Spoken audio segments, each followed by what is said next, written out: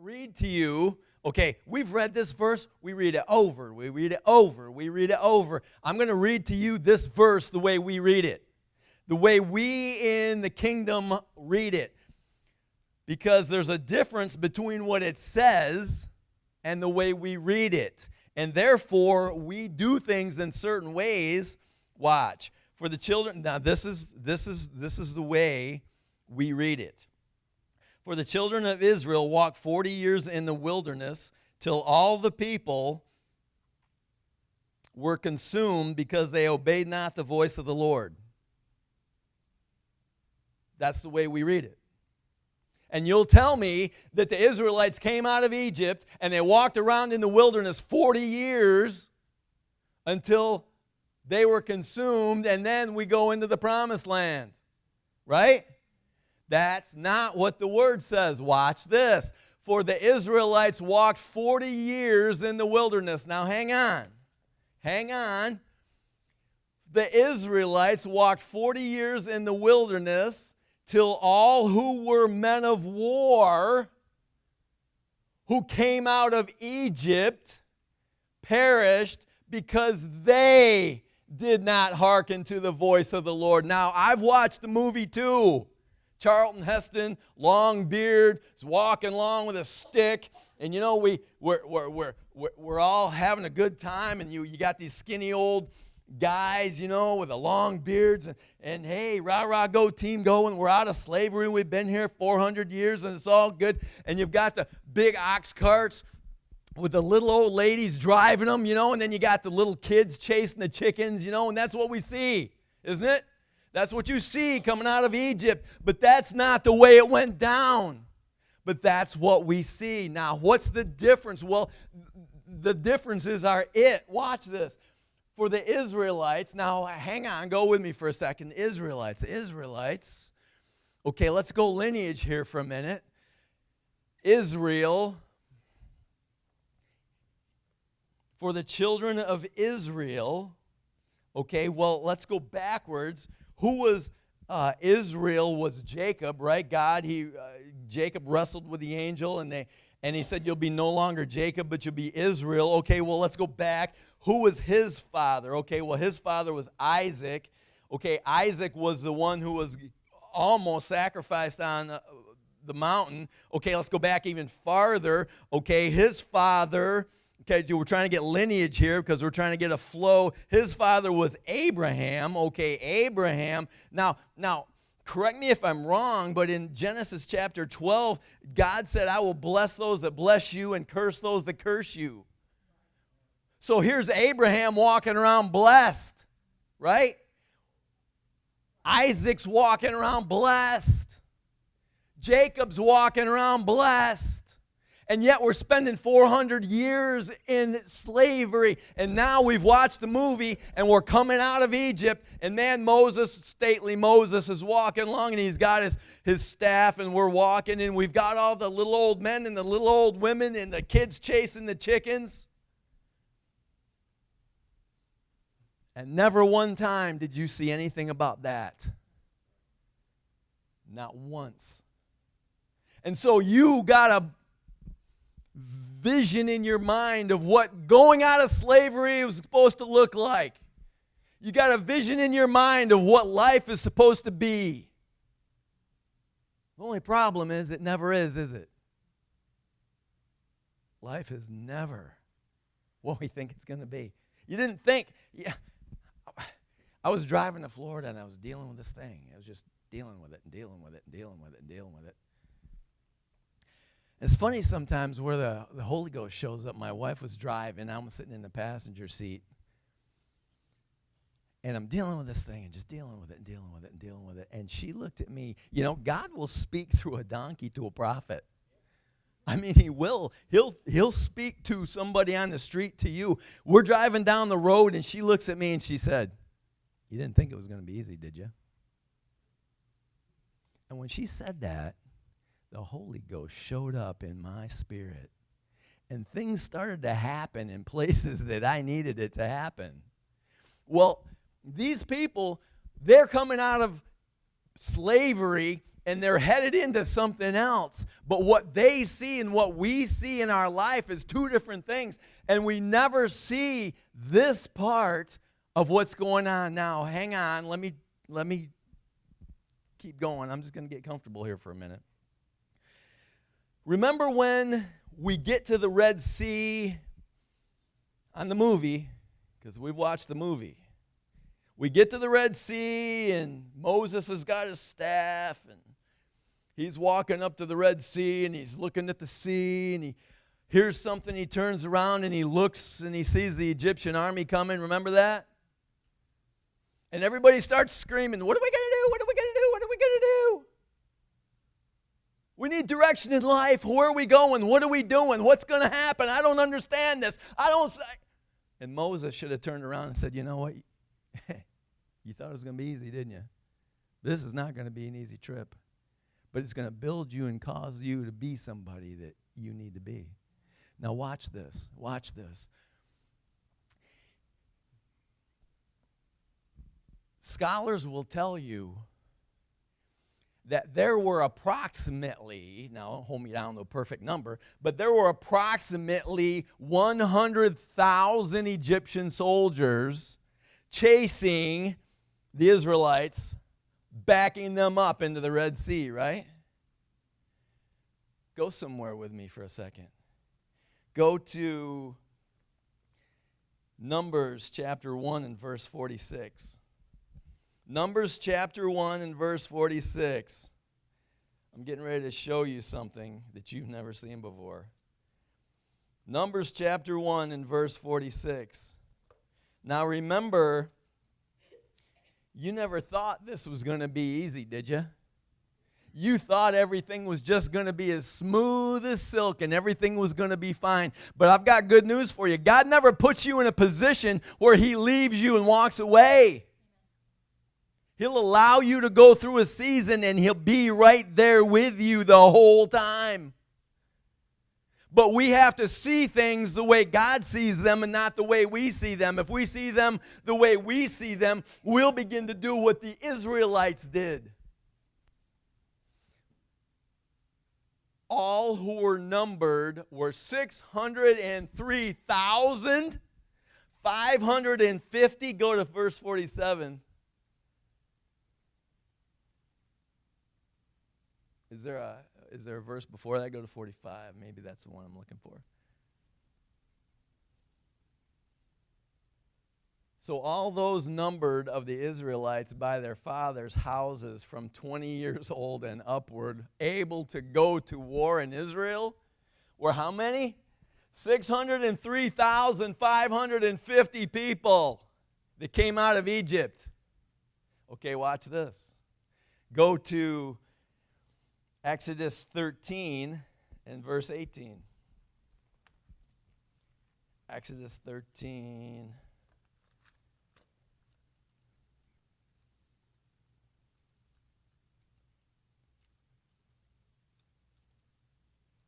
And verse 18.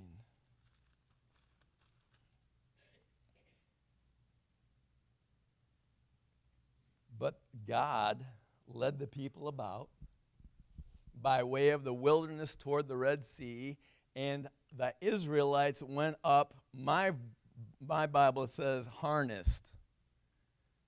King James says harnessed. This says marshaled. Here's what it means.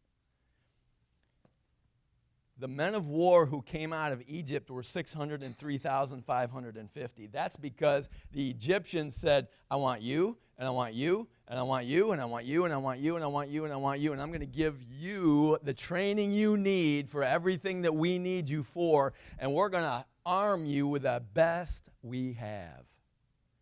And so the Israelites went out of Egypt packing some heat.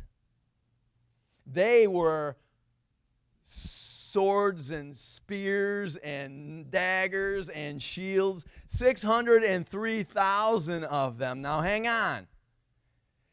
Didn't you just tell me that at the Red Sea there were 100,000 Egyptians who had the same armament that the 603,000 Israelites had? And you're telling me that 5 times as many Israelites can't take care of 100,000 Egyptians who taught them how to do it, right? But we never see that because all we see in our mind's eye is the little old men and the little old women and the kids chasing the chickens.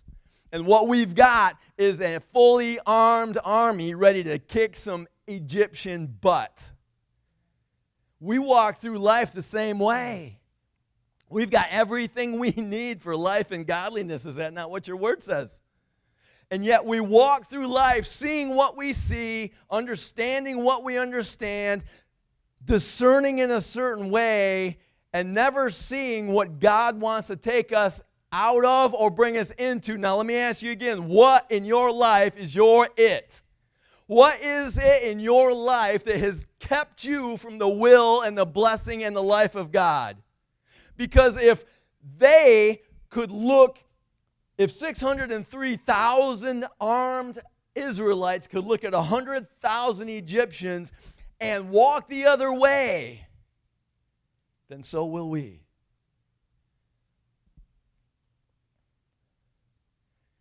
Because we've watched the movie and we know how it ends. And we've hung out with Joe, and Joe says, well, I could never do that because it just wouldn't work out for me. So the things that Joe's talking and the things that, starts to rub off. And pretty soon I'm thinking the same way Joe thinks. And then I'm starting to see the same things Joe sees. And God the whole time is going, what are you doing?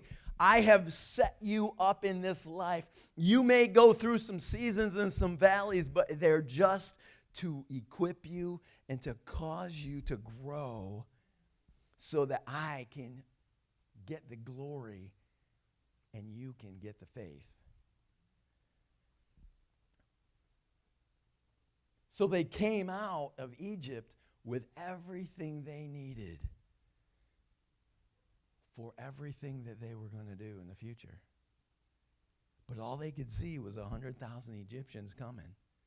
They're backed up against the Red Sea, and they're looking at 100,000 Egyptian soldiers. And what we've really got is 603,550 armed and dangerous Israelites. So what's your it that's keeping you from the will of God? What's your it?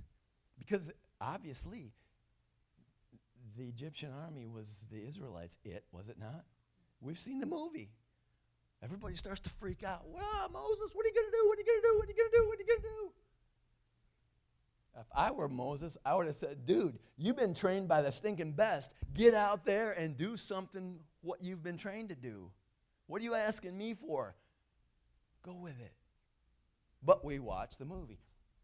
Moses walks up to because God gets the glory. God always gets the glory. So Moses walks up to the Red Sea, holds his arms up, holds his staff up, the Red Sea parts, and we all go across on dry ground. Rah, rah, go, team, go. But the whole time, the Israelites were stopped by their it. What is yours? What's your it? Okay, hang on, let me go back.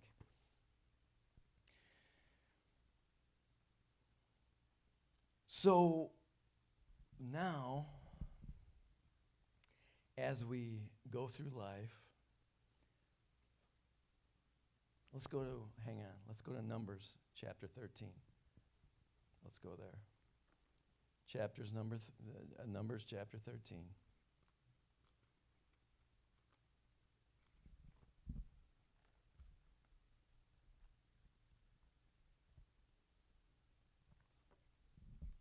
We're getting ready to send some spies into the land.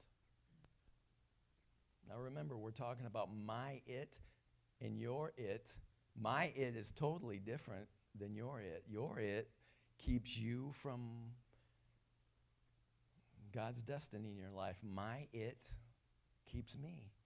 But it's the same thing. And God's desire is to take us out of that place and allow God's blessing in life and direction and unction to flow through us. Now watch. Moses is getting ready to send the spies. We've read this 1,000 times. Into the promised land. 13 chapter, verse 7. Let's go there. And Moses says, okay, I'm going to get some of the best of all y'all. You like that? All y'all. Good. I'm going to get the best of all y'all. Now, think about this. Who do you think the best of all y'all was? The 603,550. But they were the best for this, I don't know, military talk, for this outing that's going to be in the Promised Land. Now remember, the Promised Land was already theirs. It was already theirs. It was already given to them. God had already made sure that everything they needed was there. Now watch. Let's go to verse 17. It says, and Moses sent them, I'm pretty sure that I know who them were, to spy out the land of Canaan. Now, if you were to look up that word spy right there, that sounds like a very, one of those words. You know what that word means right there? It means to meander through. No matter what you're going to see in your promised land, all you got to do is meander through it because it's all taken care of for you. Don't worry about what you're seeing. Worry about what reality is. Don't worry about what your it is because I'm well able to take care of your it anytime I want. And I can take your it out or I can put your it back in. But I'm going to adjust your life so that you come out blessed and you're able to bring people with you. Now Moses sends these people to meander through the land of Canaan. Now here's the problem. Those 603,550 people never walked into a land where everybody else just walked away. They always walked into a land and there was a war on their hands. They were trained for it, they expected it, and they were going to walk in there and they were going to do some damage, but nobody ever walked away. God had officially caused all this. He said, listen, you keep walking forward, the Canaanites are going to keep walking backward. You keep moving forward, and things are going to happen because you're doing it. Meander through the land and said unto them, now watch this. It's very specific here. Verse 18, and see the land. This is what you're supposed to see right here, the land. Okay, don't see anything else. Don't look around. We're going to talk in a minute about, do they live in tents or do they live in cities? Look around. How's the wood? How's the fruit? We kind of need to know what we're getting into. But here's what I want you to see. I want you to see the land. You know why? Because the land does not change. The people in the land can change. They can come, they can go, they can grow, they can shrink, we can do. But the land's not going to change. So here's what I want you to do. I want you to go into the land and I want you to check it out. I just meander through. It's yours. It's already yours. All you got to do is go there. But how many times do we let our it keep us from our promised land? Our it keeps us away. Go check out the land, what it is, and the people that dwell there. Yeah, there are going to be some there, but, don't worry about it. Because, whether they're strong or whether they're weak, it's not going to matter because God set this whole thing up. Few or many, go to verse 19. And here we go again. What the land is. Here's what I want you to see. I want you to see the land. I don't want you to see anything else. Don't see your its. Don't see your problems. Don't see your bills. Don't see your stuff. Don't see the things that keep you back. Only see the blessing of God in your life. Why? Because if you see the blessing of God in your life, you're going to speak blessing. And if you speak blessing, you're going to start to live blessing. And if you live blessing, your life's going to start to change. But you have to see the land only, not the it in the land. So see the land. He said in verse 16, see the land. Then in verse 18, and then in verse 19 he says, and what the land is. Okay, whether they dwell in good or bad stronghold cities, whatever it is. But here's what I need you to see right here. Okay, go to verse 20. And what the land is. Do you think we're talking about the land here? Do you think we're talking about things that don't change? Do you think we're talking